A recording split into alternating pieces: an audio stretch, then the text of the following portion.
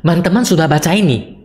Nah, jadi Bank Amerika Serikat atau yang kita sering kenal dengan namanya The Fed kembali menaikkan suku bunga lagi sebesar 75 basis poin menjadi 3,75 sampai 4%. Dan terakhir kali per 19-20 Oktober kemarin ya, waktu rapat Dewan Gubernur Bank Indonesia itu juga menaikkan 50 basis poin. BI 7-day reverse repo rate ya, atau mungkin lebih enak kalau dengarnya BI rate seperti itu ya, lebih kenal kan, tingkat suku bunga, namanya panjang banget sih ya. Itu naik 50 basis point menjadi 4,75%. Dan sepanjang tahun 2022 ini itu sudah naik 1,25%. Terus kenapa Hyung? Ada masalah apa? Nah, jadi di sini kita akan ngebedah kira-kira investasi mana dengan adanya kenaikan suku bunga juga terlihat berpotensi cemerlang, menyilaukan. Namun teman-teman, sebelum kita masuk lebih dalam, perlu saya ingatkan bahwa saya bukanlah seorang Power Rangers.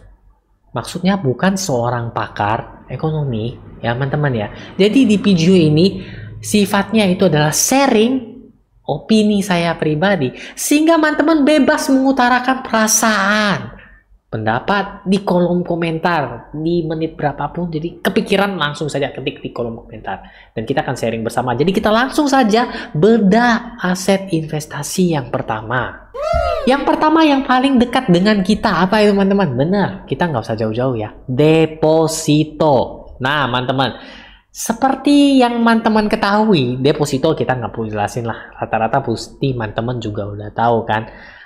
Coba teman-teman tulis di kolom komentar, ada nggak yang deposito bunganya mengalami kenaikan nggak? Itu yang saya ingin tahu ya teman-teman ya. Karena menurut hasil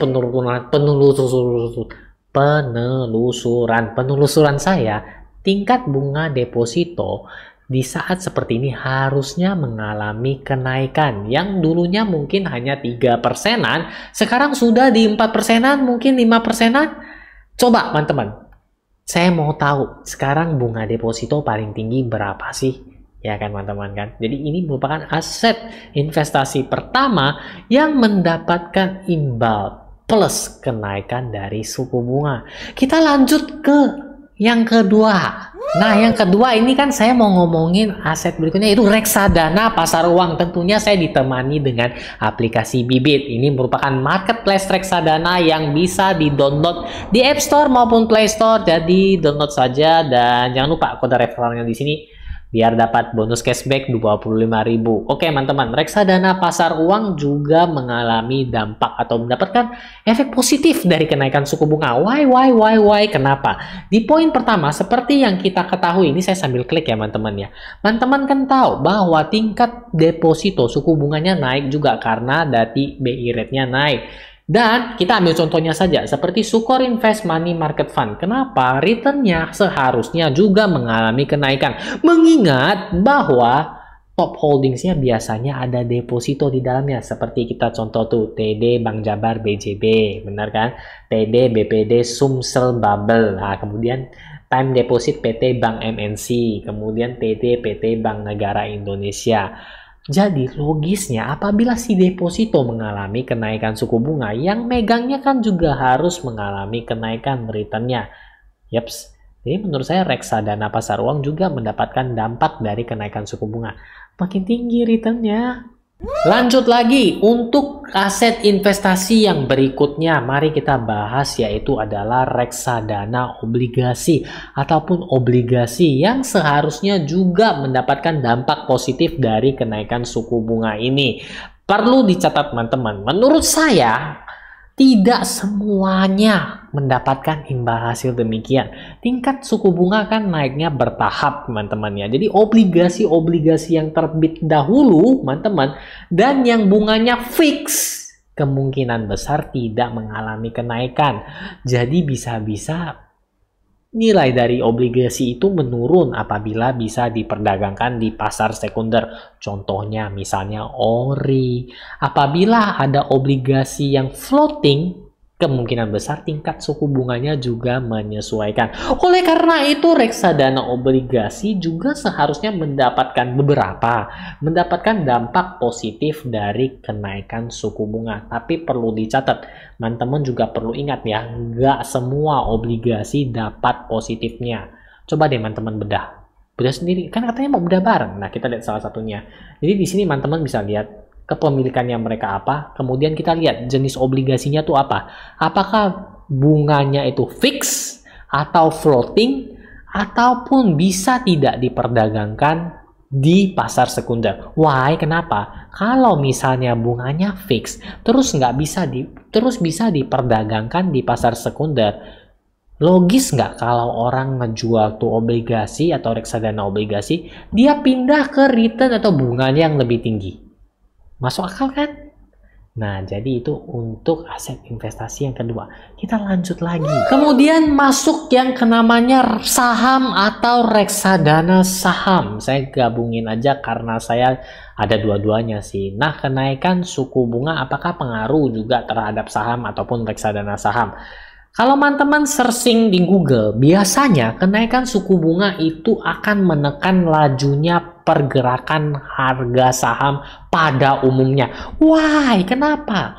Gini teman-teman, Alkisah zaman dahulu kala ketika bunga yang diberikan di investasi-investasi yang risknya sedang ke bawah itu tidak menarik, sehingga para investor melirik ke high risk dengan harapan return yang lebih tinggi.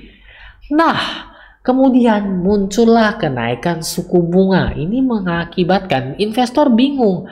Apakah saya harus meninggikan resiko atau mempertaruhkan resiko demi bunga yang masih abu-abu? Karena yang kita ketahui ya, di saham itu kan pergerakannya sungguh sangat volatil. Jadi nggak mungkin ya teman-teman, yang kita bilang resikonya rendah pasti cuan kok, itu kan nggak mungkin. Kenapa nggak saya pindah ke aset investasi, toh bunganya lagi tinggi-tinggi, kemudian resikonya lebih terukur. Inilah yang biasa disebabkan kenapa tingkat suku bunga naik ya teman-teman ya, bisa menekan lajunya kenaikan harga saham. Tapi menurut pandangan pribadi saya, enggak semua saham kena dampak. Loh, kenapa? Balik lagi ke poin pertama. Yang mengalami dampak positif adalah deposito. Is it true? Yes. Ketika tingkat suku bunga deposito naik, otomatis yang namanya bank kan bisnis. Mungkin nggak kalau dia, ini saya kasih kamu bunga lebih tinggi, tapi dia minjemin bunganya tetap. Nggak make sense ketika orang sedang istilahnya marginnya jadi lebih tipis. Logikanya, kalau tuh deposito bunganya naik, pinjaman bunganya ikut naik juga. Bener nggak kayak gitu? Ya kan? Nah, kalau demikian otomatis seharusnya bank-bank kan mengalami profit yang lebih tinggi. Maka dari itu saya akan ngecek. Salah satu reksadana saham saya itu BNI AMI Index 30, di mana portofolionya saya yakin dia pegang banyak bank-bank big caps. Dan di sini hasilnya adalah untuk di saham ya, di sini. Dan dia plus 14%.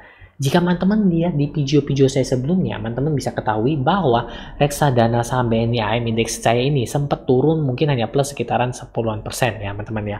Sedangkan untuk Sukor Invest Maxi Fund malahan dia nggak ada pembalikan begitu naik, hanya plus 8,75%. Teman-teman juga boleh cek di video sebelumnya, di mana ini berdua bersaing di plus 12% seingat saya. Kita bongkar lebih dalam. Teman-teman lihat, kita ke 1 bulannya.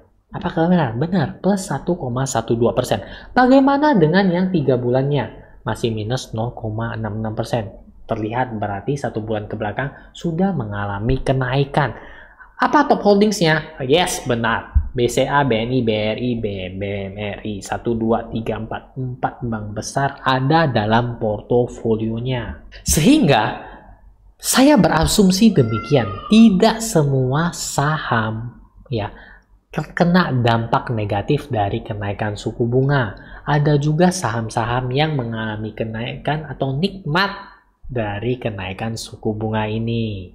Nah teman-teman, jadi seenggaknya kita udah bedah 1, 2, 3, 4 instrumen investasi Dampak dari kenaikan suku bunga. Menurut teman-teman, kira-kira enakan investasi di mana ya teman-teman ya? Coba tulis di kolom komentar. Saya juga mau dengar cerita teman-teman.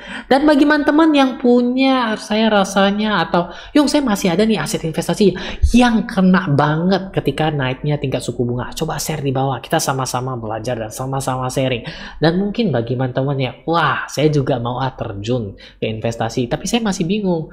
Mungkin video di samping ini bisa membantu teman-teman. Dan bagi teman-teman yang masih penasaran dengan sepak terjang saya dan investasi saya, teman-teman boleh subscribe saya di sini untuk melihat perkembangan portofolio investasi saya ke depannya.